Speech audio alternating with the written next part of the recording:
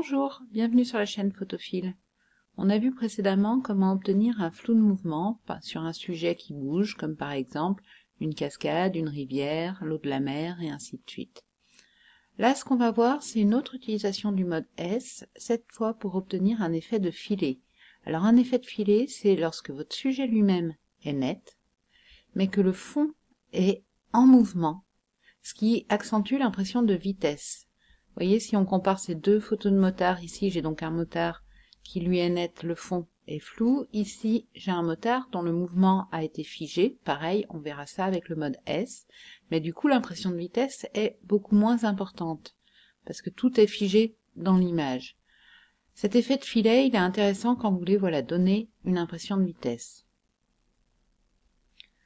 Ça signifie que vous avez aussi travaillé en mode S et vous avez bougé l'appareil pendant la prise de vue en suivant votre sujet principal, c'est-à-dire ici le motard. Alors, on peut faire des essais à main levée, ça peut être fait aussi avec un pied à condition de faire tourner en fait la rotule de la tête de votre pied pour suivre le sujet. C'est un effet qui est assez difficile à réaliser, en tout cas quand on n'a pas l'habitude, donc faut pas hésiter à faire plusieurs tentatives avant d'obtenir un résultat satisfaisant. Ça veut dire que là, par exemple, on peut tester à une vitesse, mettons, de 1/250e ou 1/125e.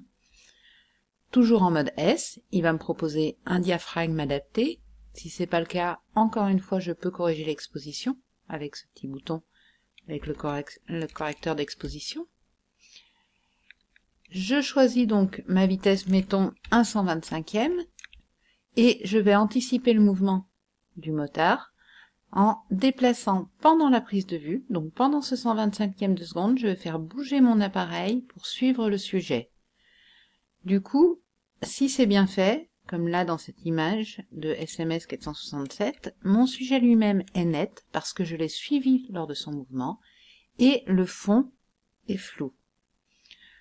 Donc pour faire ça, en fait, il faut déjà bien connaître le sujet que vous photographiez et bien connaître évidemment sa trajectoire parce qu'il va falloir le suivre précisément.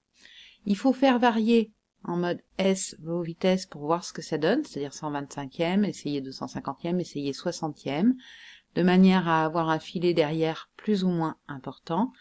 Et il faut aussi que votre mouvement soit fluide, c'est-à-dire qu'en fait, vous ne bougez pas le boîtier juste après avoir cliqué sur le déclencheur, vous commencez à le bouger avant de déclencher, en suivant déjà le motard. Donc vous enfoncez. En fait, vous faites votre mise au point sur le motard, vous commencez à bouger votre boîtier en suivant le motard et à un moment vous déclenchez tout en continuant votre mouvement. Ça sera la meilleure manière d'avoir quelque chose de fluide et sans à-coups sur l'image résultante, ce qui évite d'avoir des zigzags ici dans le fond si vous avez bougé par exemple de haut en bas. Donc le principe encore une fois, mode S, je veux gérer le mouvement. Je choisis une vitesse et je bouge cette fois l'appareil photo pendant la vitesse, pendant le temps de pause.